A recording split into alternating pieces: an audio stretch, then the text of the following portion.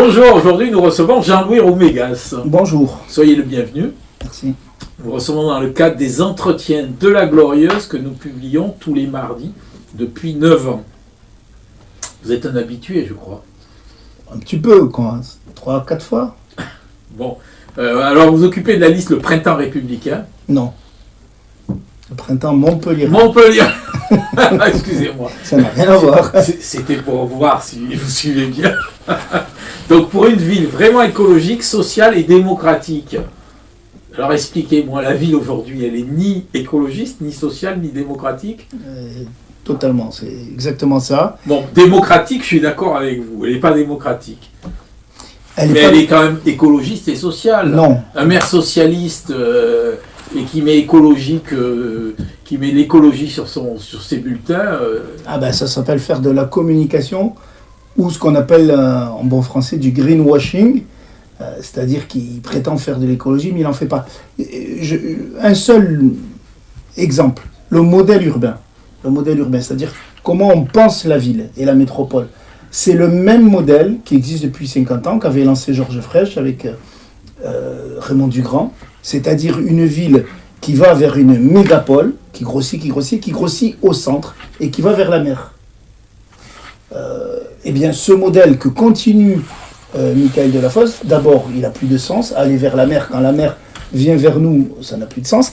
Et deuxièmement, à force de tout concentrer sur le centre, c'est-à-dire Montpellier et le sud de Montpellier, on crée des problèmes insolubles en termes de déplacement, de préservation des espaces naturels et agricoles, en termes de qualité de l'air, ça devient insoluble. Et même la ligne 5 de tramway, même le vélo, ne compenseront pas les effets négatifs dus à cette concentration de population. Donc nous, le modèle qu'on propose contre ça, qui est un modèle qui s'adapte au changement climatique, c'est on arrête cette marche vers la mer, on arrête de concentrer en faisant plutôt de l'aménagement du territoire à l'échelle de la métropole et même plus loin, et on fait ce qu'on appelle du polycentrisme, plusieurs centres. D'accord. Et la ville-centre de Montpellier, n'en parlons pas, 80% est artificialisée. Il faut arrêter d'artificialiser la commune-centre. Alors je reviens sur le mot écologiste.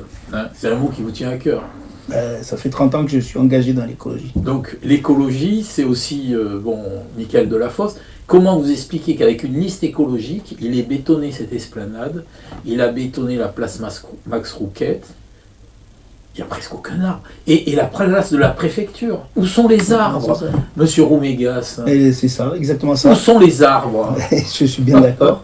C'est tout le problème, c'est que le pire, c'est que il fait du béton, parce que l'esplanade, c'est du béton, c'était plus joli avant.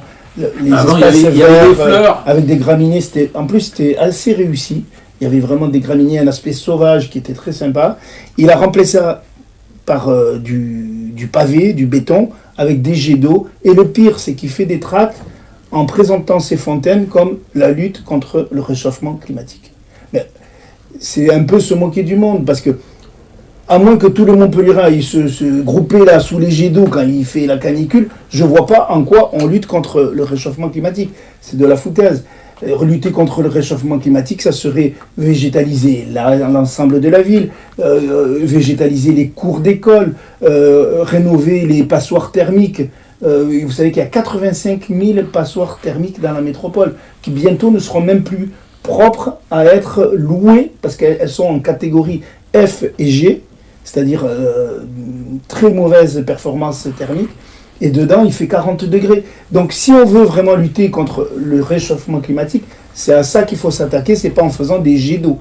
Voilà. Et en plus, ça coûte très cher. Ça coûte très cher, puisque c'est 40 millions d'euros uniquement pour l'esplanade, par exemple. Alors, avant de passer aux questions, là, on a déjà commencé, mais on va continuer. La une du prochain numéro de La Glorieuse. Alors, de Montpellier à Latte, à la recherche du vote religieux. Contradictoire parfois.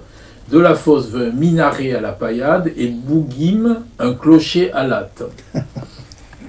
Voilà un peu notre une. Ensuite, on revient sur Allez la Paillade, les Nicolins sur le départ. Le maire n'est-il pas couillonné? Vrai sujet.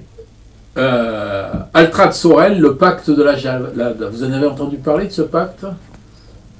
Altrad Sorel, le pacte du tennis club de la Jalade. Ah non. Ça m'intéresse. Vous n'êtes pas dans le deal là. Ah non, Non. Je joue pas au tennis d'ailleurs. Mais Je sais pas, vous non, mais auriez l'histoire Nicolin, oui, c'est une nouvelle qui vient de tomber. Vous êtes au courant? Et je viens d'apprendre ça. Oui, Ah oui, oui, que, mais voilà, non, mais c'est incroyable. que les Nicolins veulent vendre la collecte des déchets Voilà, après voilà. avoir décroché quand même le contrat du siècle. C'est quand même un gros C'est- scandale, c'est- un énorme scandale. C'est incroyable et ça mérite des explications. Ah non, mais nous on l'explique, on comprend pas, on hallucine. Non, mais des pouvoirs publics, ça mérite Oui, des mais explications. de toute façon, les pouvoirs publics, ils s'expliquent jamais, vous savez ce que c'est. C'est ça qui est terrible. Eh ouais. Et ça pose vraiment la question de la gestion des déchets. Comment sont attribués ces marchés énormes? C'est énorme. Et derrière, qu'est-ce qui se passe quoi? Enfin, On revient aussi sur les sentinelles de quartier. À la Mosson, ça moissonne pour les élections. Et un papier sur au fil des quartiers, donc sur la gare Saint-Roch, le problème, c'est la nuit. Voilà, Jean-Louis Romégas. Pourquoi faire campagne électorale quand on est un député? Vous n'avez pas assez de travail? on a assez de travail et c'est pas pour la recherche de place. C'est simplement parce que je me suis dit que Montpellier était vraiment en danger. Et j'ai des copains qui ont eu le courage de leur conviction. Je pense à François Vasquez, à Coralie Mention, Célia Serrano, Catherine Ribaud, 4 élus qui étaient dans la majorité, qui ont eu le courage de rendre leur délégation et de rompre, parce qu'ils ont dit ça va pas. Les promesses n'étaient pas tenues, et on partait sur des projets qui n'étaient même pas dans la campagne de 2020, comme l'incinérateur à plastique, qui est un danger, vraiment. Vous savez, j'ai travaillé d'abord comme député, et ensuite 7 ans comme spécialiste de la prévention en matière de santé. J'étais à l'Institut du cancer, au département prévention. J'ai travaillé tous les jours sur ces dossiers. L'incinérateur, vous allez recevoir Charles Sultan.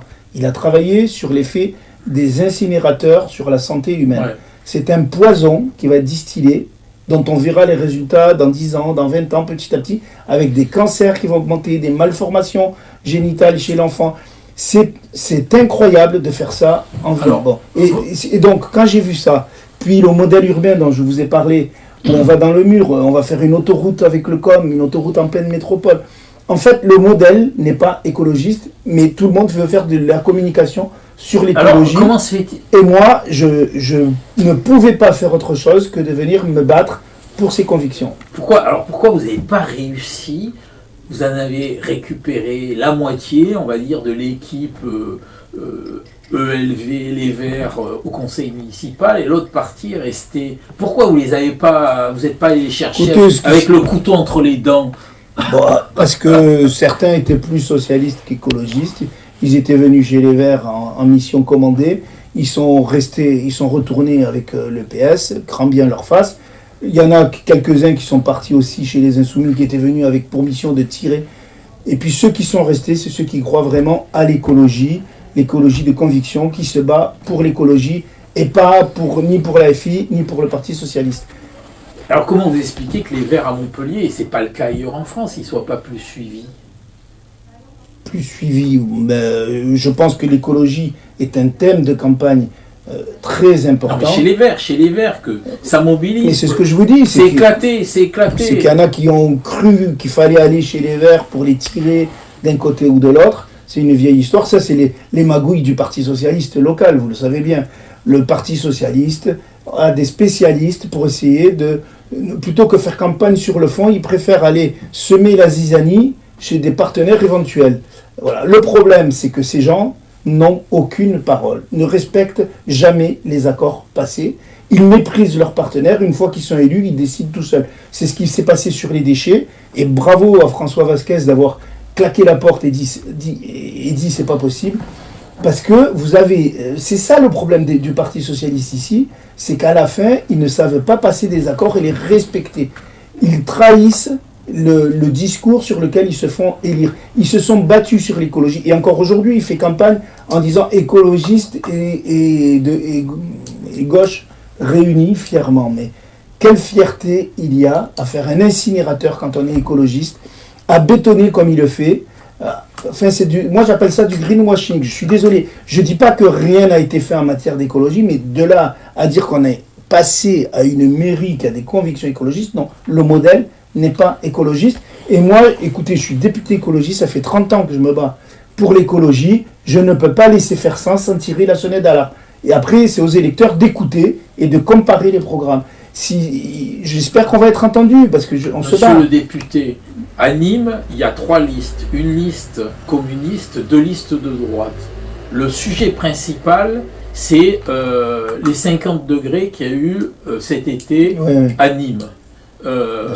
Pourquoi ce débat n'a pas lieu à Montpellier? Alors, il a eu lieu grâce aux shifters qui ont fait un débat à Montpellier à 50 degrés. C'est passé un peu au travers. C'était plutôt le public de la fac, etc. Mais ils ont mené ce débat et on a bien vu les différences. Toutes les listes sont dans le même modèle qui continue, cette croissance métropolitaine, cette métropolisation, et qui ne remet pas en cause ce modèle urbain, cette croissance urbaine. Et ni à gauche, la LFI, Revol est le premier à bétonner avec la bénédiction de la fosse. Non seulement il lui porte son projet d'incinérateur que les Verts ont abandonné, mais en plus il bétonne à Gimel comme de la fosse, c'est le même modèle de bétonisation. Et à droite, personne ne remet en cause non plus ce modèle du tout béton. Et alors, des gens me disent, mais c'est excessif. Mais non, c'est pas excessif. Vraiment, quand vous regardez le modèle, c'est la croissance urbaine. Tous les services de la ville, de la métropole sont tournés vers cette croissance urbaine. Et nous, on dit, il faut maîtriser la croissance, sinon on ne résoudra aucun des problèmes écologiques de cette ville. Alors, un autre sujet que nous avons sorti début janvier, nous avons été les premiers à sortir et à sensibiliser l'opinion sur ce sujet. C'est la carrière de Murles. Tout à fait. Il y a un risque de pollution majeure de la nappe phréatique qui alimente toute l'eau de Montpellier. On continue à creuser. Le rapporteur, il a dit circuler, il n'y a rien à voir. Il y a un lanceur d'alerte qui se présente à la mairie des Mattel. On a fait un gros dossier, on a fait un film. Quel est votre point de vue là-dessus? Nous, on a pris position très clairement contre cette carrière et on va plus loin. Je l'ai dit au débat qui a été organisé par la Fédération des travaux publics. En ce qui nous concerne, si nous tenons la ville, la métropole, aucun marché n'ira avec les entreprises qui travailleront avec les produits de cette carrière qui va détruire notre ressource en eau. La qualité de l'eau à boire est importante à Montpellier, elle devient rare. Vous savez qu'elle ne suffit pas pendant une bonne partie de l'année, il faut la compléter. Si on détruit maintenant cette source d'eau potable de qualité, on va être condamné à boire une eau dégueulasse. Il faut dire les choses clairement, ça va être l'eau du Baronne, plus ou moins traitée, dans laquelle on traite, mais vous savez qu'on n'arrive jamais à traiter tout, notamment les fameux PFAS, les polluants éternels, les métaux lourds, on n'arrive pas à les traiter aujourd'hui. Donc on va boire une eau de mauvaise qualité parce qu'on aura détruit la source de bonne qualité qui est la source du gaz. Alors, on en a parlé tout à l'heure, mais je reviens dessus. Là, le maire de Grabels, une directive nationale qui est contre le CSR. Lui, il est pour, il est partie prenante du CSR. Qu'est-ce que vous dites là-dessus? Je veux dire, quand on est contre à Paris et pour à Montpellier, ça veut dire qu'on est un faux cul. À Paris, moi j'ai signé la proposition, la résolution avec des députés insoumis contre l'incinération, pour un moratoire sur l'incinération. Et ici, Revol, c'est lui qui est allé au secours de Delafosse pour porter ce projet. D'ailleurs, ça interroge même sur la volonté de porter une alternative à Michael Delafosse quand on est insoumis. Alors que Revol est vice-président de Michael Delafosse et qu'ils s'entendent comme larron en foire. Hein. Pas seulement sur l'incinérateur, y compris pour bétonner à Gimel, qui récupère plein de projets urbains, la clinique Clémenville, etc. Donc il faut bien voir qu'il y a une collusion. Et donc moi, ce double discours me dérange, évidemment, et j'ai envie de dire aux insoumis, lâchez Revol. Alors, comment faites-vous pour mobiliser cet électorat vert qui n'est ni à la solde du PS, ni à la solde de LFI? On fait campagne, on a fait des tracts le plus clair possible, on fait beaucoup de réseaux sociaux, parce qu'aujourd'hui, les campagnes se passent beaucoup sur les réseaux sociaux. Et effectivement, concrètement, vous faites quoi? Des vidéos, des explications, et effectivement, les vidéos qui ont le mieux marché, c'est celles où je dénonce le greenwashing, c'est-à-dire la fausse écologie, que ce soit les arts de la comédie, le tunnel de la comédie. Est-ce que vous êtes assez offensif? Écoutez, parce que vous êtes assez gentil de nature, vous n'êtes pas très Vous n'êtes pas très punchy ici. Si. On peut être punchy sur le fond sans être agressif. Pas dit agressif, voilà. Non, mais je pense que je suis offensif sur le fond. On a même le programme le plus en rupture. On a appelé notre programme le pacte de rupture. Donc il n'y a pas de... Vous pouvez aller lire les programmes. Si vous les lisez vraiment, vous verrez que la plus grande rupture avec la politique qui est menée depuis maintenant des décennies à Montpellier, c'est la liste des écologistes et le printemps montpelliérain, hein, qui est un rassemblement d'ailleurs, qui est écologiste et de gauche. Excusez-moi pour le printemps républicain. Le printemps montpelliérain. C'est la liste qui porte la plus forte rupture sur tous les aspects, le modèle urbain, la démocratie, et un autre point de rupture très important, c'est que à Montpellier, on se soucie davantage de faire des travaux que du quotidien des Montpelliéraines et des Montpelliérains. Et nous disons qu'on peut à la fois répondre aux enjeux écologiques et en même temps se soucier du quotidien. C'est ce qu'on essaye de faire sur le logement, sur l'alimentation, la fracture alimentaire, vous en avez entendu parler. Il y a des gens qui mangent de plus en plus mal faute de moyens. Donc lutter contre ça, et pour une meilleure alimentation, pour le logement, j'en ai parlé parce qu'il y a plein de logements à rénover, l'accès à la propriété, la sécurité aussi, on a une autre approche. La sécurité, dernier épisode quand même, vous avez vu ce qui s'est passé, où on a une police privée maintenant. Ah oui, on a parlé que de ça tout à l'heure. Écoutez, moi je suis choqué. C'est un scandale cette police. Mais bien sûr, on critique ce qui se passe aux États-Unis avec l'ICE, des espèces de milices qui viennent faire... moi je ne trouve pas normal que des types masqués, qui ne sont pas des agents publics, fassent un travail d'interpellation, mettent des gendarmes, même quelles que soient les personnes, même si c'est des trafiquants, ça n'est pas à eux de le faire. On est devant des dérives, des risques. L'état de droit, c'est que la sécurité, c'est un service régalien. La loi prévoit des missions pour la police nationale, l'État, et pour la police municipale, ce n'est pas les mêmes missions, et on doit s'en tenir là. Avoir des sécurités privées dans un bâtiment, dans un magasin, dans une boîte de nuit, assurer la sécurité, c'est une chose. Dans l'espace public, ça n'est pas normal, c'est une dérive. Et je suis très étonné que des gens qui se disent de gauche du Parti Socialiste défendent ce modèle et l'ait mis en place à Montpellier. Il y a 6 ans, vous avez voté pour qui? 6 ans. Bon, municipal, vous avez voté pour qui? J'avais voté pour moi-même. et au second tour, je n'ai pas pris part au vote. Enfin, je me suis abstenu. D'accord. Et selon vous, quel est le principal échec de Mickaël Delafosse?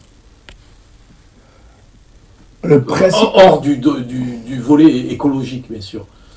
C'est la gouvernance. C'est l'incapacité d'écouter les Montpelliérains et cette façon de vouloir imposer ceux qui pensent. On a l'impression qu'il a du mal à se remettre en question.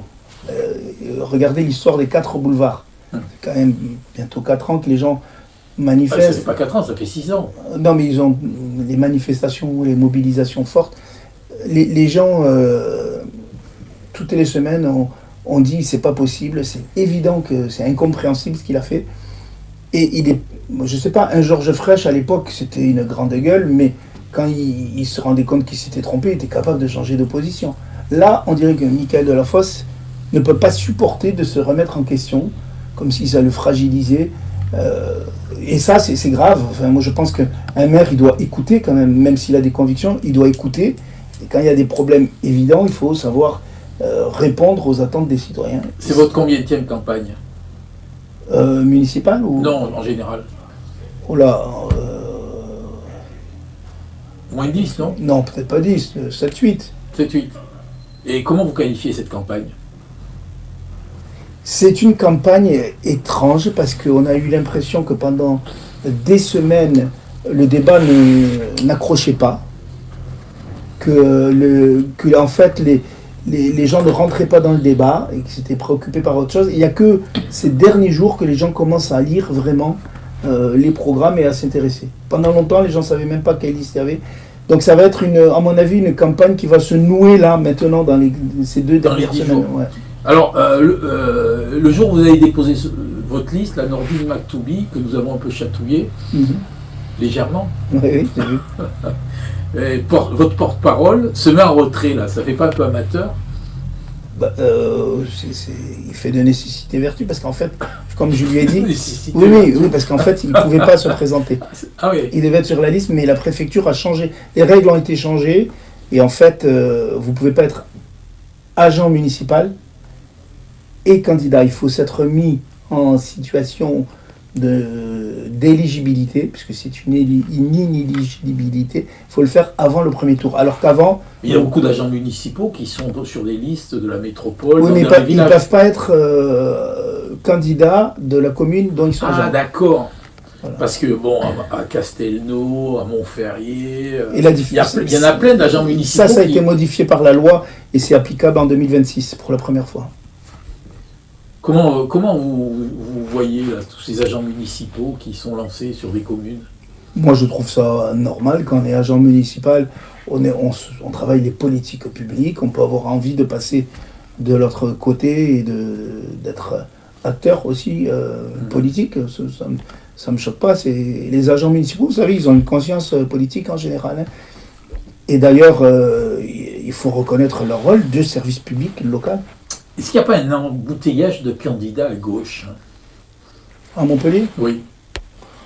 Bon, il y en a beaucoup, mais il y a beaucoup de petites listes d'extrême gauche. Hein. On a Lutte ouvrière, Parti des travailleurs, Révolution permanente. Et tout ça, ça prend des voix, ça prend des voix, ça prend des voix. Oui, ça fera des demi-points. Bon, c'est parce que municipalistes, on recevait la semaine dernière les municipalistes. Oui. Vous les connaissez? Oui, on les connaît. Bon, il se trouve qu'on est une capitale régionale. Donc ils sont un peu comme les écologistes. Hein. C'est plus facile d'exister dans une capitale régionale avec ce type de liste que dans les petites communes. Donc c'est normal. Montpellier, si vous voulez, c'est le lieu aussi, la scène où s'expriment tous ces courants nationaux, etc. Donc c'est pas étonnant. Mais c'est pas ça qui va changer le débat fondamentalement. Pas d'embouteillage. Regardez à droite, par exemple.